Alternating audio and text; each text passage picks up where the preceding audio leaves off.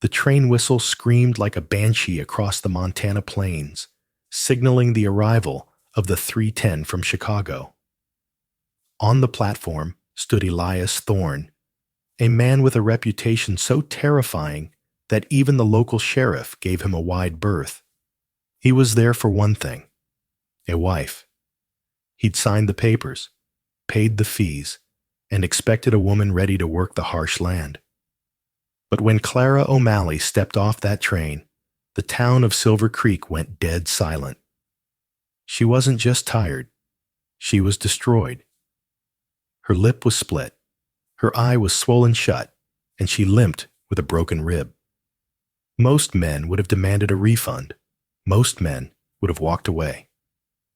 Elias Thorne just stared at the bruises, racked the slide of his Winchester, and said 4 words that changed everything. "You're coming with me." Dust coated the wooden planks of the Silver Creek station, turning the mid-afternoon sun into a hazy, golden oppression. Heat radiated off the iron rails, distorting the air, making the distant mountains look like mirages. The town was small, the kind of place where a cough at one end of Main Street was discussed at the other end before the sun went down. Elias Thorne stood alone near the water tower. He was a mountain of a man, standing 6'4" in boots that had seen more miles than most horses. His hat was pulled low, shading eyes the color of flint. A jagged scar ran from his left ear down to his jawline, a souvenir from a Cheyenne arrow, or perhaps a knife fight in Abilene. No one asked. Elias didn't talk about the past. He barely talked about the present. Tobias Crouch, the station master, swept the platform nervously, casting sideways glances at the rancher. "She's due in any minute, Mr. Thorne," Tobias squeaked, clutching his broom. "Telegraph said the line was clear from Omaha." Elias didn't answer. He just rolled a cigarette, his large, calloused hands moving with a delicate precision that contradicted his size. He struck a match on his thumb, lit the tobacco, and inhaled deep. He wasn't nervous about the marriage. To him, this was a transaction. He needed someone to cook, clean, and perhaps, eventually, provide an heir for the sprawling 5,000 acres of Blackwater Ridge. The loneliness out there didn't bother him, but the silence was starting to feel like a precursor to death. The ground began to tremble. A low rumble grew into a roar as the iron horse rounded the bend, spewing black smoke into the pristine sky. Brakes screeched, metal grinding against metal, sending sparks flying as the massive engine hissed to a halt. Conversations on the platform stopped. Mrs. Gable, the town gossip who ran the mercantile, adjusted her bonnet, craning her neck. Sheriff Red Miller, leaning against a post, tipped his hat back, his eyes narrowing. Everyone wanted to see the woman crazy enough to marry the ghost of the ridge. The passenger door groaned open. A conductor stepped down, looking flustered. He placed a stepping stool on the gravel. "Watch your step, miss," the conductor muttered, looking back into the car with an expression that was part pity, part disgust. First came a worn leather boot, scuffed and patched. Then a dress that had once been a cheerful blue, but was now stained with soot and grime. Clara O'Malley stepped into the Montana sun. A collective gasp rippled through the crowd. It wasn't her beauty they noticed, though beneath the damage, she might have been pretty. It was the violence written on her skin. Her left eye was swollen shut, a grotesque shade of purple and black. Her lower lip was split and scabbed over. There were finger marks, bruises in the shape of a gripping hand, darkening the pale skin of her neck. She held her left arm tight against her ribs, hunching slightly as if every breath was a negotiation with pain. Clara froze. She saw the town staring. She saw the judgment, the horror, and the pity. She clutched a small carpet-bag valise so tightly her knuckles turned white. She looked like a cornered animal waiting for the final blow. Elias Thorne didn't move. The cigarette burned forgotten in his mouth. He looked at the woman he had promised to protect. He had expected a sturdy farm girl. He had expected shyness. He had not expected a crime scene. Sheriff Miller pushed off the post, his boots crunching heavily on the gravel. He walked up to the girl, thumbs hooked in his gun belt. "Miss?" the sheriff asked, his voice booming. "You the O'Malley girl?" Clara nodded, a jerk of her chin. She couldn't speak. Her throat was too dry, closed up by fear. "Who did this to you?" Miller asked, gesturing to her face. "Was it someone on the train? I'll haul him off right now." Clara shook her head violently, wincing as the movement pulled at her neck. "No," she rasped, her voice sounding like broken glass. "Before. It happened before." "Before?" Mrs. Gable stepped forward, nose wrinkling. "You come to a man's town looking like damaged goods? What kind of woman travels in such a state?" Elias dropped his cigarette. He crushed it out with his heel. The sound was sharp, like a gunshot in the quiet station. He walked forward. The crowd parted like the Red Sea. Elias Thorne moved with a predator's grace, silent and heavy. He stopped 2 feet from Clara. He towered over her, blocking out the harsh sun. Clara looked up, her one good eye wide with terror. She saw the scar on his face. She saw the gun on his hip. She saw the darkness in his eyes. Out of the frying pan, into the fire, she thought. "I've traveled 2,000 miles just to die in a different hell." Elias looked at the sheriff. "Step back, Red." "Now, Elias," the sheriff warned. "This girl is hurt. We need to get Doc Higgins." "I said step back." Elias didn't raise his voice, but the menace in it dropped the temperature on the platform by 10 degrees. The sheriff hesitated, then took a step back, hand hovering near his Colt. Elias looked down at Clara. He didn't ask if she was okay. He didn't ask for her story. He reached out a hand. Clara flinched, a full-body spasm of anticipated pain. Elias paused, his hand hovering in the air. He saw the flinch. His jaw tightened, a muscle jumping in his cheek. He lowered his hand slowly, not touching her. He reached for the heavy carpet bag in her grip. "Give me the bag," he said. Clara wouldn't let go. "It's all I have," she whispered. "I'm not stealing it," Elias said. "I'm carrying it." He gently pried her fingers loose. He took the bag, effortlessly swinging it over his shoulder. Then he looked at the bruises on her neck again. His eyes went cold, a glacial shift that terrified the onlookers. "Can you ride?" he asked. "I don't know," she stammered. "Wagon's this way." He turned his back on her, expecting her to follow. It was a test. Or maybe it was trust. Clara looked at the sheriff, who was watching her with suspicion. She looked at Mrs. Gable, who was whispering to the station master. She looked at the vast, empty land beyond the tracks. She had no money. She had no friends.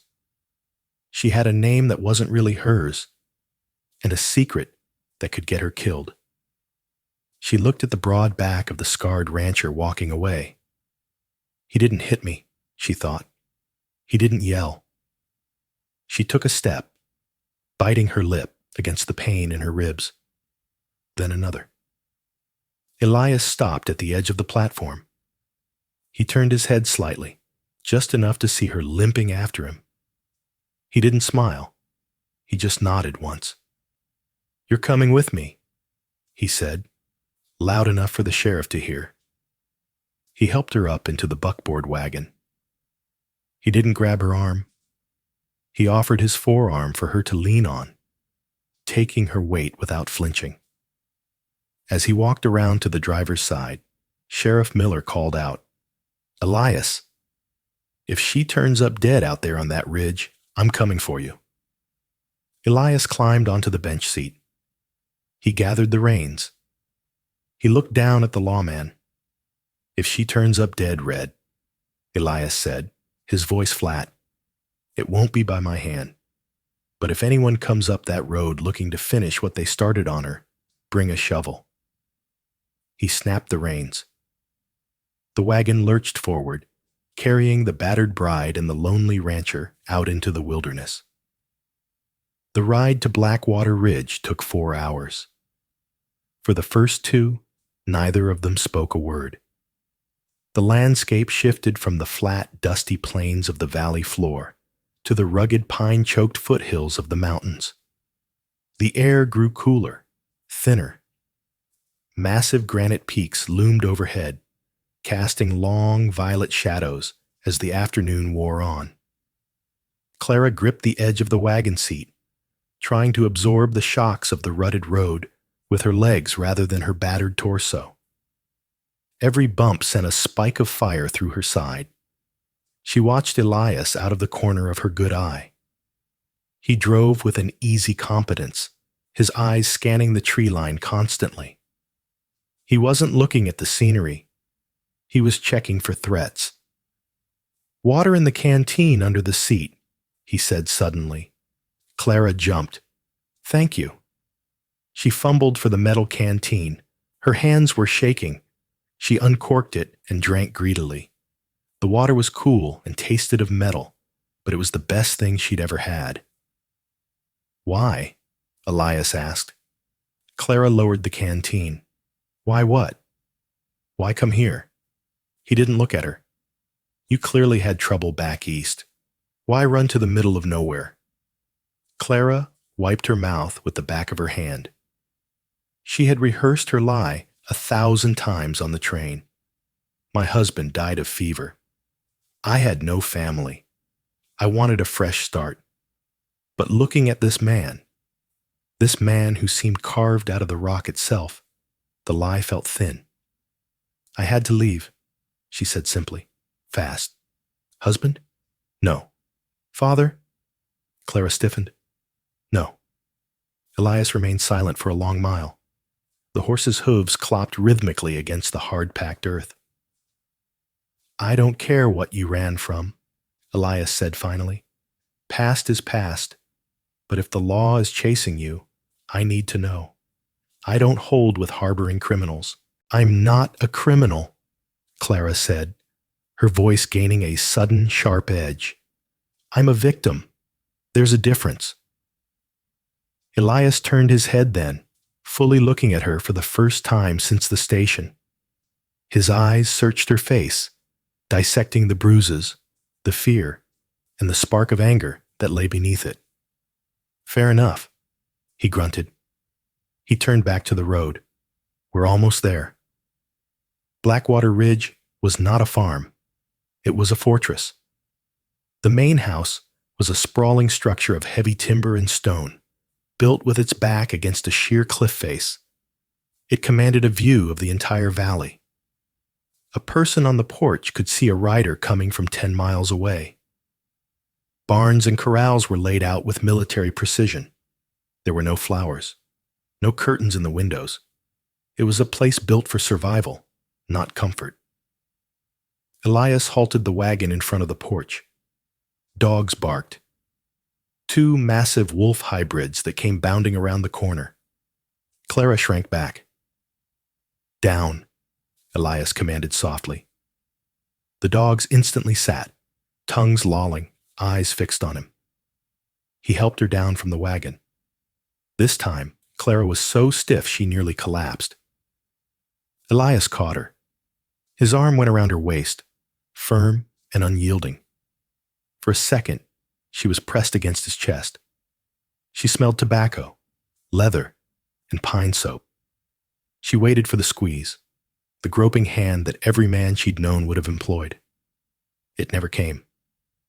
He simply set her on her feet and stepped back. Inside. First door on the left is the kitchen. There's stew on the stove. Heat it up. Clara nodded and limped inside. The interior was clean but sparse.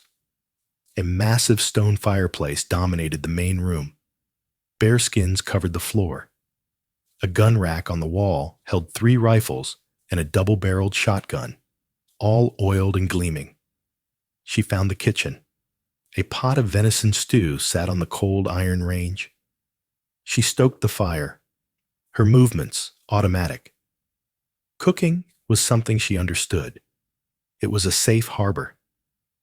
By the time Elias came in, having unhitched and groomed the horses, the cabin smelled of savory meat and herbs. He stomped the dust off his boots and washed his hands in a basin. They ate in silence at a rough-hewn table. Clara could barely swallow. Her split lip stung with every bite. Elias ate quickly, efficiently.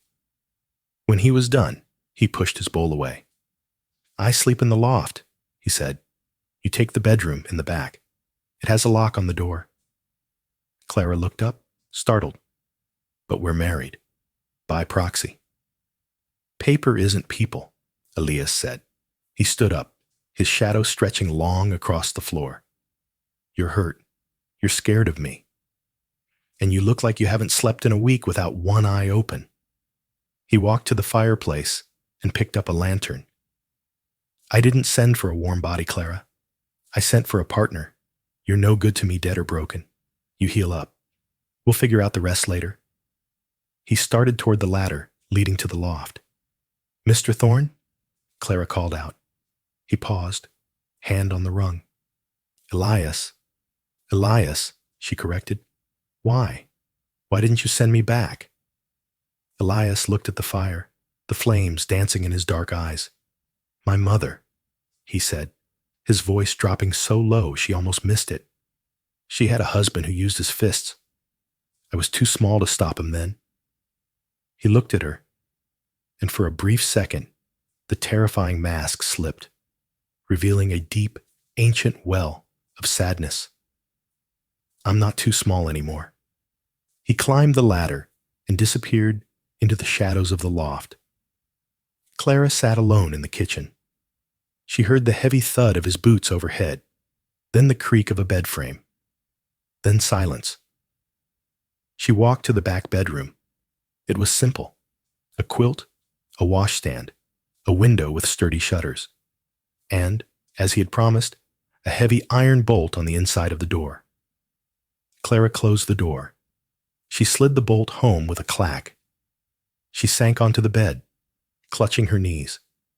For the first time in 3 years, since the day she had been sold to Arthur Kane to pay off her father's gambling debts, Clara O'Malley cried, not from pain, but from the sheer, overwhelming shock of safety.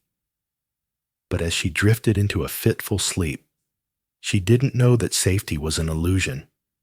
200 miles south, a telegraph key was clicking in a smoky office. A man with a silver-tipped cane and a smile that didn't reach his eyes was reading a message. "Stop." Woman matching description, arrived Silver Creek. "Stop. Married Rancher Thorne. Stop." Arthur Kane crumpled the paper in his gloved hand. "Thorne," he whispered, "the bounty hunter." He turned to the 2 men standing in the shadows of his office. "Mercenaries. Killers." "Saddle up," Kane ordered. "She thinks she found a sanctuary. She just led us right to the gold." Weeks on Blackwater Ridge didn't pass. They ground by like a millstone. The isolation was absolute. For the first fortnight, Clara and Elias moved around each other like ghosts in the same graveyard. Clara's bruises began to fade. The purple swelling around her eye turned a sickly yellow, then a faint green, before vanishing to reveal eyes the color of a stormy sea. Her lip healed, leaving a tiny pale scar that disappeared when she wasn't smiling, which was always. She worked with a ferocity that surprised Elias. He expected her to be frail, broken by the city and the abuse. Instead, She attacked the grime of the cabin as if it were a personal enemy. She scrubbed the floors until the wood grain shone. She mended his torn shirts with stitches so small they were nearly invisible. She took the venison he hunted and turned it into roasts, stews, and pies that made the cabin smell like a home rather than a barracks. But the silence remained. One brisk Tuesday morning, Elias was down in the corral, trying to break a roan stallion that had a temper like a thunderstorm. The horse was wild, kicking and rearing, dust choking the air.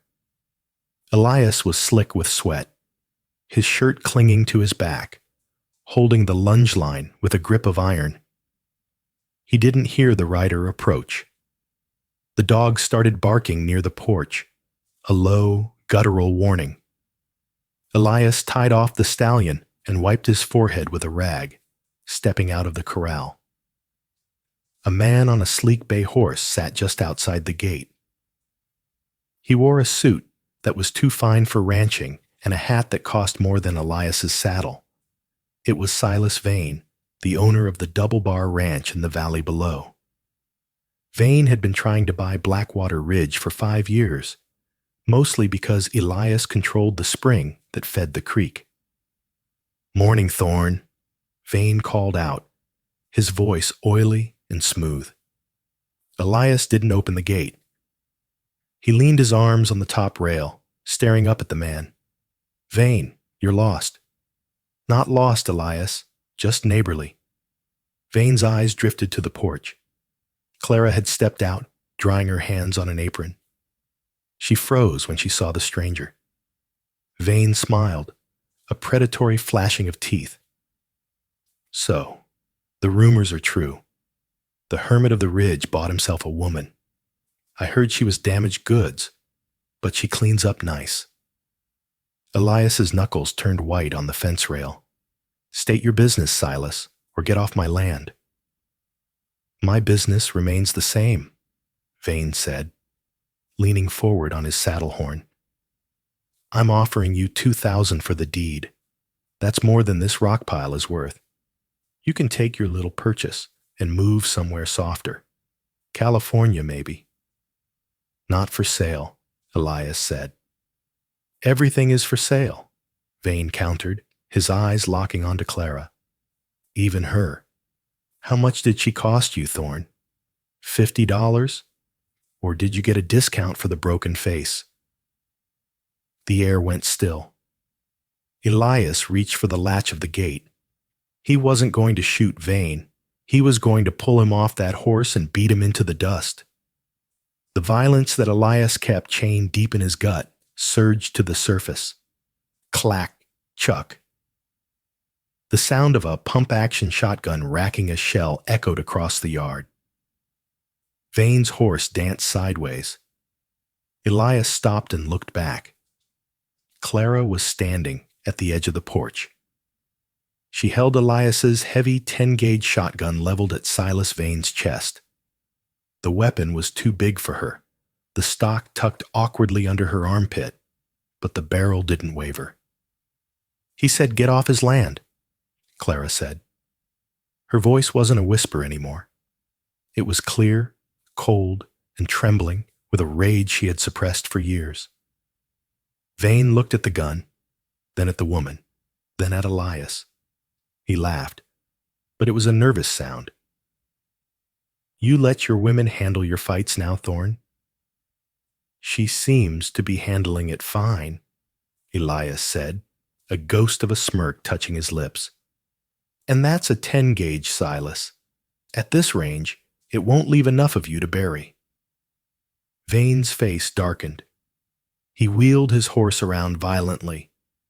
"You'll regret this, Thorne. You're sitting on something you don't understand, and when the pressure comes, you'll break." He spurred his horse and galloped down the trail, dust billowing in his wake. Elias watched him go until he disappeared around the bend. Then he turned to the porch. Clara was lowering the gun. She was shaking now, the adrenaline fading. She slumped against the porch post, the heavy weapon slipping from her grip. Elias moved faster than a man his size should. He was up the stairs in 3 strides. He caught the shotgun before it hit the deck and took it from her hands. "I'm sorry," Clara gasped, looking down. "I shouldn't have touched your gun. I couldn't let him speak to you like that." Elias propped the gun against the wall.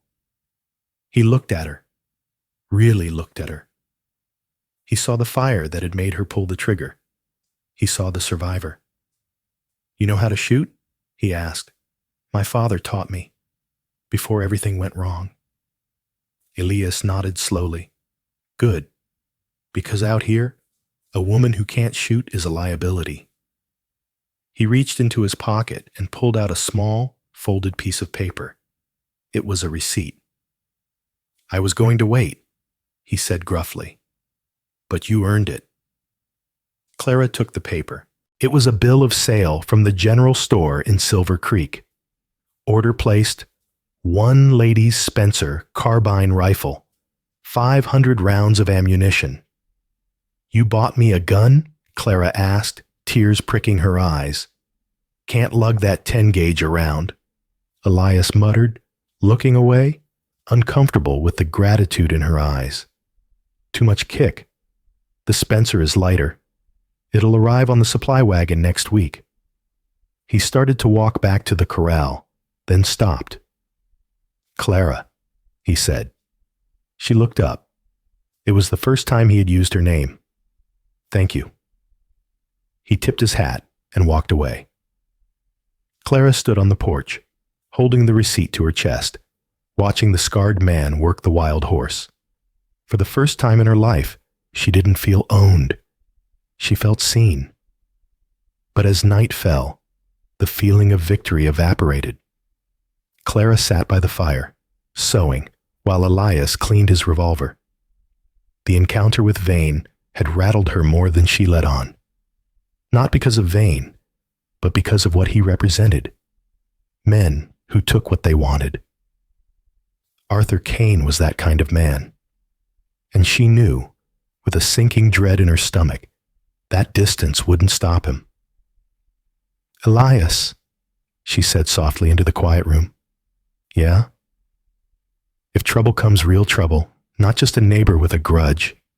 She hesitated. "Would you give me up?" Elias didn't look up from his gun. He ran an oil rag down the barrel. "I took a vow, Clara. For better or worse, I don't break vows. Even if the worse is an army?" Elias slid the cylinder back into the Colt. It clicked into place with a sound like a closing vault. Especially then. The peace lasted 3 more days. It broke on a Thursday night, under a moonless sky. The wind was howling through the canyons, a mournful sound that covered the noise of approaching hooves. Inside the cabin, the mood had shifted. The incident with Silas Vane had broken the ice. Elias and Clara talked now, mostly about the ranch, the weather, the work, but it was conversation. Elias had even caught himself smiling when Clara mimicked Mrs. Gable's snooty accent. They were finishing supper when the dogs started barking. This wasn't the warning bark they gave for visitors. This was the frenzied, vicious snarling of animals fighting for their lives. Then, a yelp. Then silence. Elias was on his feet instantly. He blew out the oil lamp, plunging the room into darkness. "Get down," he hissed. He grabbed the Winchester rifle from the rack and moved to the window, peering through the slats of the shutters. "What is it?" Clara whispered, crouching behind the heavy oak table. "Someone killed the dogs," Elias said, his voice devoid of emotion, cold as the grave. "Professional. They used a bow or a knife. No gunshot." Clara felt the blood drain from her face. She knew. Deep in her bones, she knew. "It's him," she whispered. Elias turned from the window. In the sliver of moonlight coming through the cracks, his face was a mask of stone. "Who?" "Kane." Arthur Kane. The man who beat you? The man who killed my father. Clara crawled out from under the table.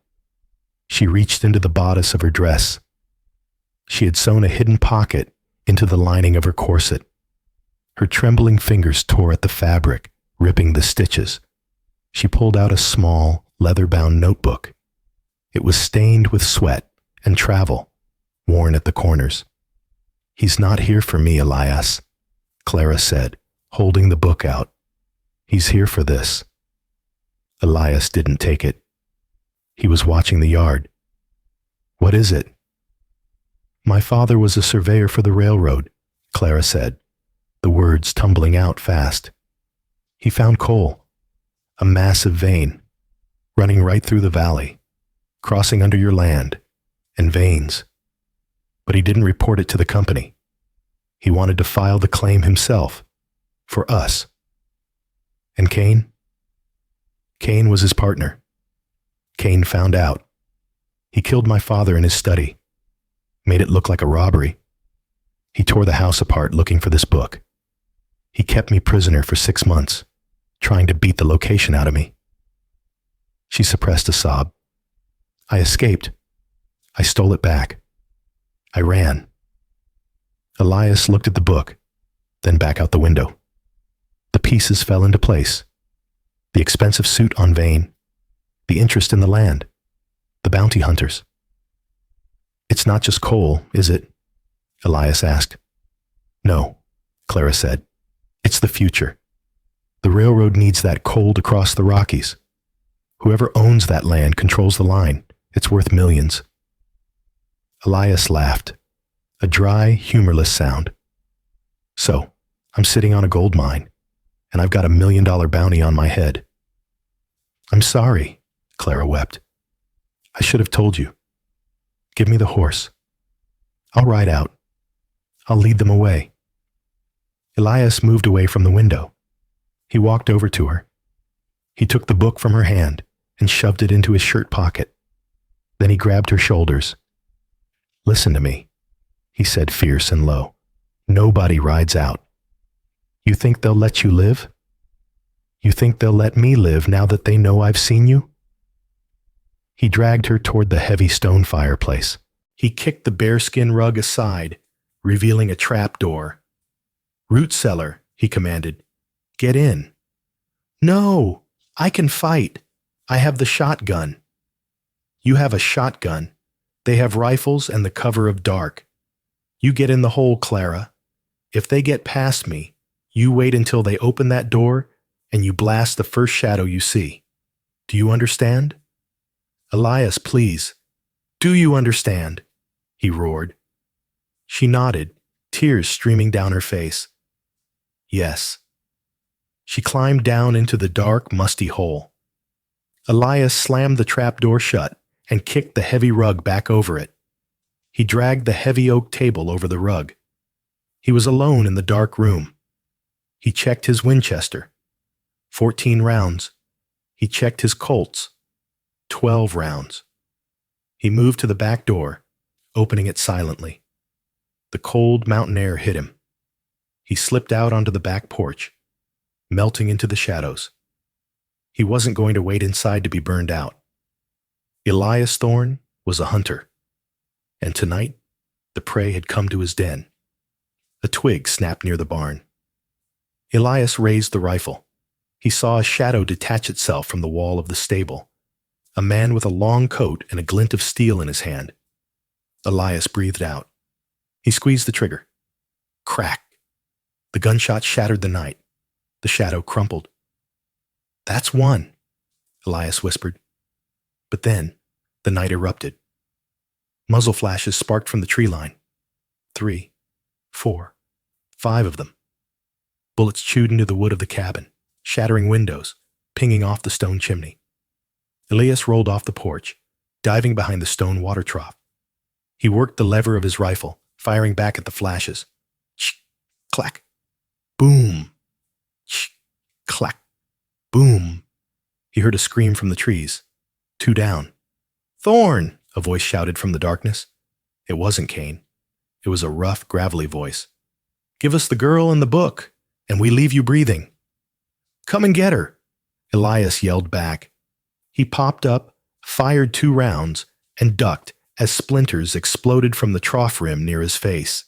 He was pinned down. They were flanking him. He could hear boots crunching on the gravel to his left and right. They were closing the circle. Elias checked his ammo. He was burning through it too fast. He needed to change position. He looked toward the barn. If he could get to the loft, he'd have the high ground. He took a breath, preparing to run. Suddenly, a massive explosion rocked the ground.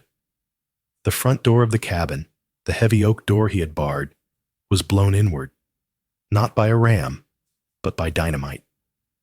Clara. Elias's heart hammered against his ribs. He abandoned his position, sprinting across the open yard toward the back of the house. A bullet grazed his arm, tearing through the fabric, stinging like a wasp, but he didn't slow down.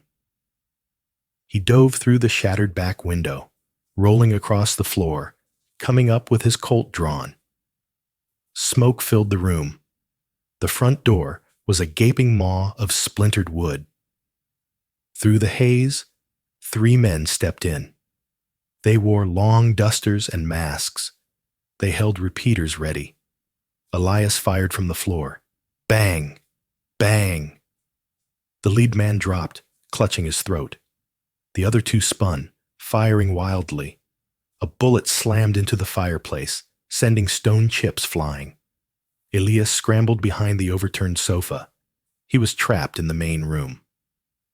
"Burn it!" one of the men yelled. "Burn the rat out!"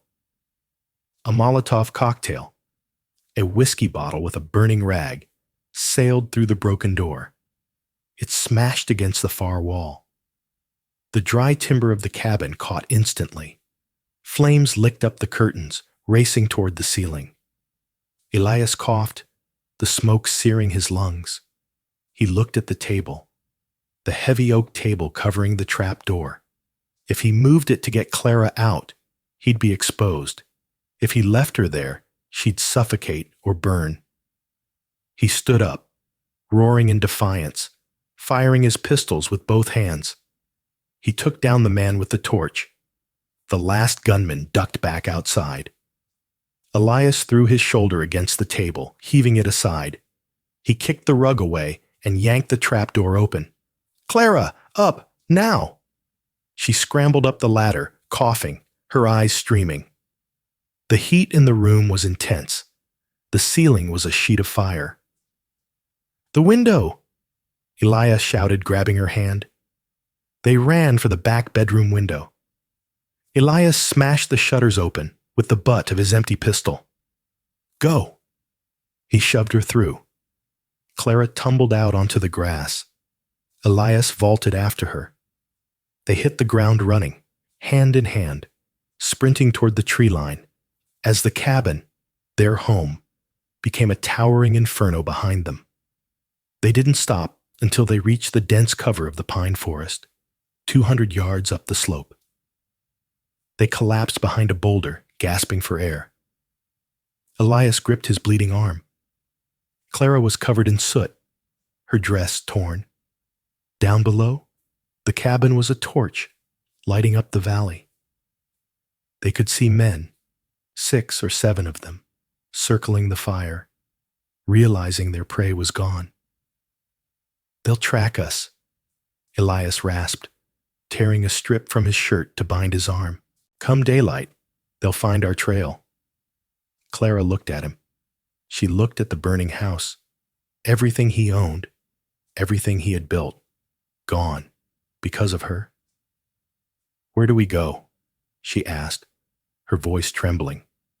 Elias finished tying the knot with his teeth. He checked his gun belt. He had 6 bullets left. He looked at Clara, his eyes hard and bright in the reflection of the fire. "We don't run," Elias said. "We go to the one place they won't expect." "Where?" "The Devil's Throat," Elias said.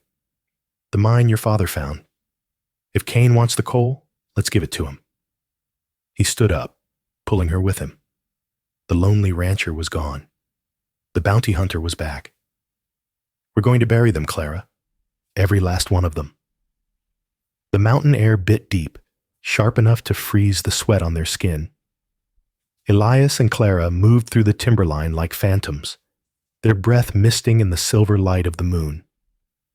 They had been climbing for 3 hours since the escape from the burning ranch. The glow of the fire had long since faded behind the ridges, replaced by the oppressive, suffocating darkness of the high country. Elias stopped near a cluster of aspen trees, his chest heaving. He leaned against the white bark, sliding down until he sat in the pine needles. His left arm was a mess. The bullet had torn a furrow through the bicep, not deep enough to shatter bone, but deep enough to bleed freely. The rag he'd tied was soaked through, a dark, wet band against his shirt. Clara dropped to her knees beside him. She didn't speak. She reached for a handful of snow that had lingered in the shade of the trees. She packed it against the wound. Elias hissed through his teeth, his head tipping back. "Leave it." "It needs to clot," Clara whispered, her voice steady despite the trembling of her hands. "If you bleed out, I'm dead anyway, so hold still." Elias looked at her. The moonlight washed out the colors of her dress, turning her into a grayscale portrait of exhaustion. But her eyes were clear. The terror of the train station was gone, replaced by a grim determination. The battered bride had been forged in the fire of the last few hours into something harder. "You got grit, Clara," Elias grunted. "I'll give you that." "I was a surveyor's daughter before I was a victim," she replied, tearing another strip from her petticoat to bind the snowpack tight. "My father taught me how to walk a line, how to read the land, and how to patch a mule. I forgot who I was for a long time." "Fear does that," Elias said. "Makes you forget everything but the pain." He struggled to his feet, swaying slightly. "We can't stay. Kane has trackers. Men like Pike. I saw him down there. He could track a hawk in the sky." "Pike? Griffin Pike? Half Comanche, half devil. He kills for sport.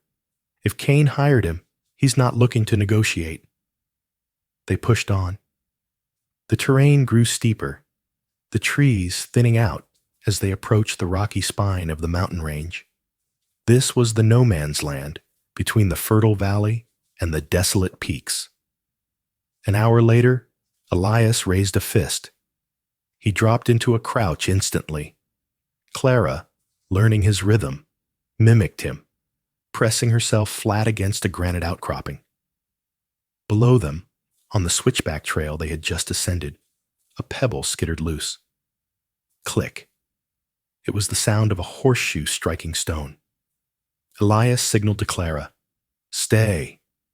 He drew his knife, a heavy bowie blade with a stag handle. He holstered his Colt. Gunshots would carry for miles, giving away their position to the rest of the pack. He needed this to be silent. He melted into the shadows of the rocks, circling back down the trail. Clara pressed her face against the cold stone. She counted her heartbeats. 1, 2, 3. The silence was absolute. Then a soft thud. A gurgled cry cut short, the sound of a heavy body hitting the earth. 2 minutes passed. They felt like 2 years. Elias reappeared from the darkness. He was wiping the blade on his pant leg. He held up a Winchester rifle he had taken from the dead man. "Scout," Elias said, tossing the rifle to her. "Check the load." Clara caught it. She worked the lever, checking the chamber, then eased the hammer back down. "Full." "Good. Pike is cautious. He sent one man ahead to flush us out. When this one doesn't report back in 10 minutes, Pike will know exactly where we are. We have to run." "Where is the mine?" Clara asked, shouldering the rifle. 2 miles east, over the saddle. They moved faster now, driven by the ticking clock. The sun began to breach the horizon, painting the sky in violent shades of bruised purple and blood red. The light was their enemy. It offered no cover. As they crested the ridge, the valley of the Devil's Throat opened up below them. It was a scar on the land, a narrow, twisty canyon where the rock turned black and the vegetation died. The smell of sulfur and ancient dust drifted up on the wind.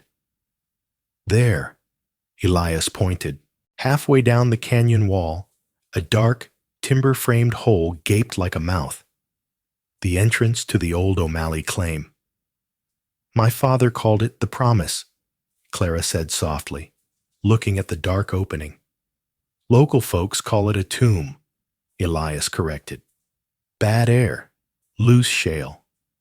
3 men died digging the prospect tunnel before your father bought the claim. Perfect, Clara said, a cold smile touching her lips. Let's go invite them in. They scrambled down the scree slope, sliding in the loose rock. Every step sent a cascade of noise echoing down the canyon. There was no hiding now. As they reached the mine entrance, a rifle crack echoed from the ridge behind them. A bullet whined off a rock inches from Elias's head, spraying stone dust into his eyes. Move! Elias shoved Clara into the darkness of the tunnel. He spun around, raising his Winchester, and fired 3 rapid shots back at the ridge. He saw figures silhouetted against the rising sun, black shapes swarming over the crest. They're here! Elias roared, backing into the mine. He grabbed a heavy timber support beam near the entrance. Help me with this. Together, they heaved a rotting ore cart onto its side, creating a waist-high barricade 10 feet inside the tunnel mouth. Outside, the canyon was filling with the sound of galloping horses and shouting men. Elias crouched behind the overturned cart, laying out his remaining ammunition on the damp floor. He had 4 revolver cartridges, 7 rifle rounds, and the knife. Clara had the scout's rifle with 12 rounds. 23 bullets, Elias muttered, against 20 men. It's not enough, Clara said. It's not about the bullets, Clara, Elias said, his eyes adjusting to the gloom. He looked deeper into the tunnel, where the air was thick with coal dust. It's about the ground. We have the choke point. Mr. Thorne! Miss O'Malley! The voice boomed from outside, amplified by the canyon walls. It was Arthur Kane. There's nowhere left to run, Kane shouted. Come out, sign the deed over, and I'll let you walk away. I'm a businessman, not a monster. Elias looked at Clara. Do you believe him? Clara racked the lever of her rifle. He killed my father for a map. He'll kill us for the silence. She aimed the barrel over the cart, pointing it at the rectangle of blinding white light that was the entrance. We're not coming out, Arthur, Clara screamed, her voice tearing from her throat raw and furious. If you want the coal, come and dig for it. A pause. Then Kane's voice, lower, colder. Send them in. Kill the man. Bring me the girl alive. Shadows darkened the entrance.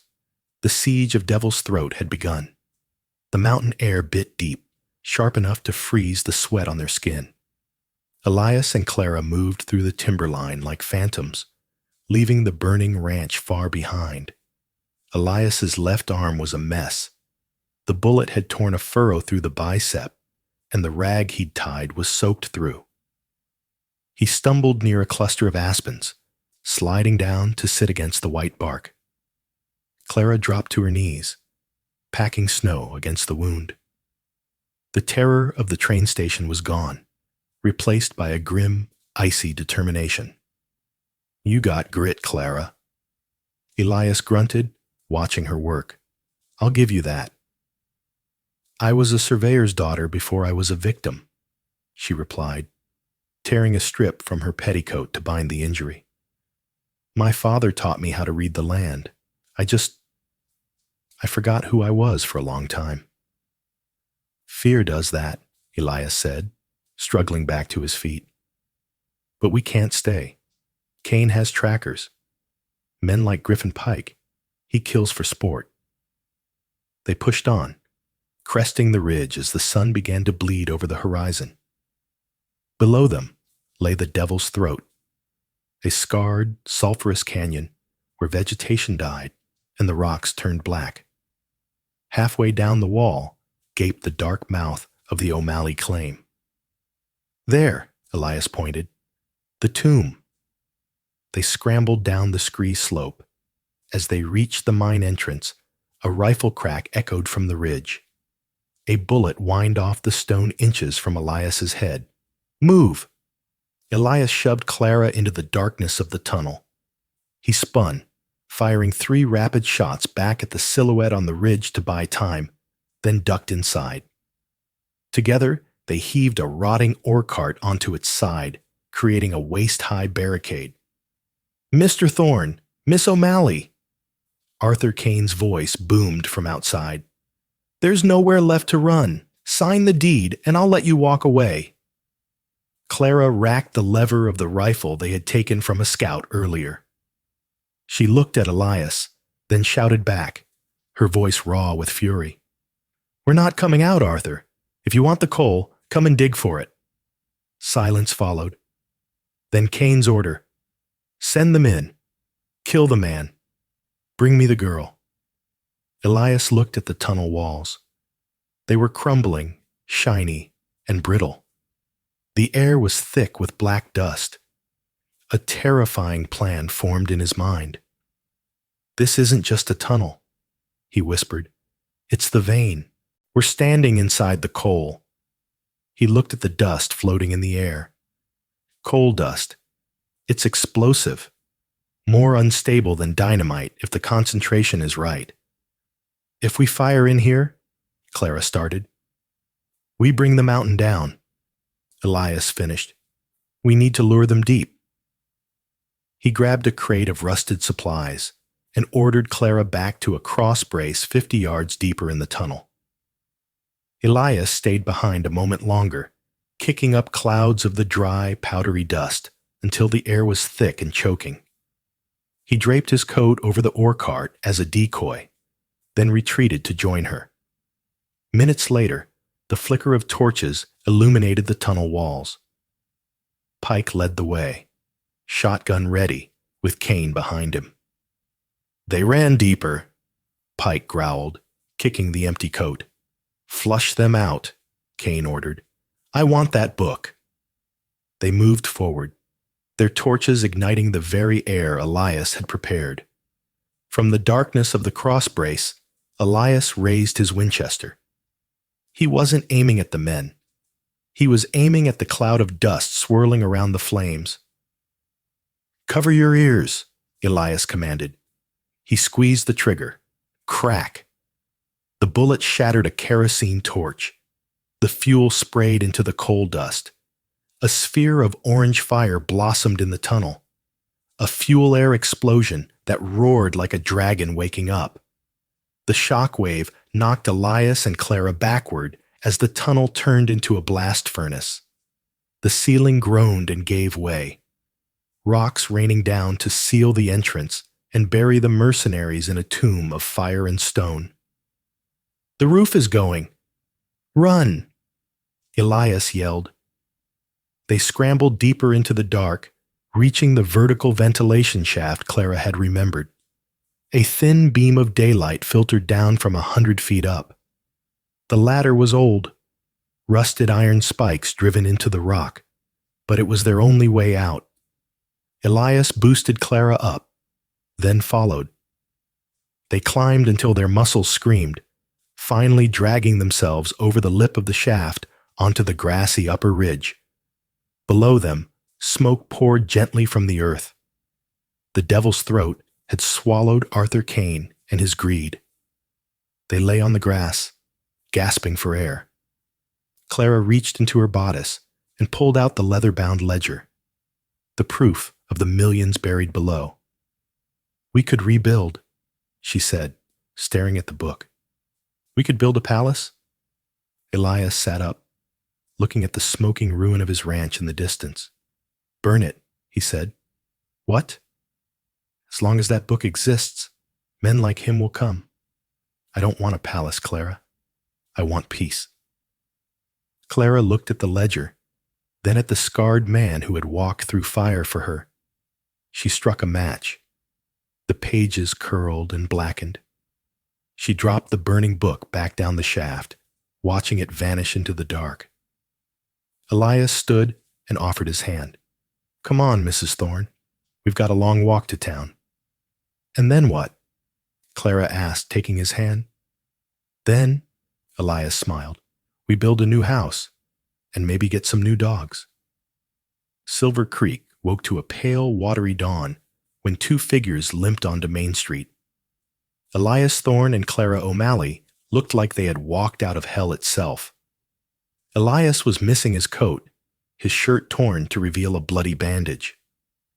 Clara, no longer the trembling bird from the train, was covered in soot and dried blood, but she walked with her head high. They bypassed the doctor and went straight to the sheriff's station.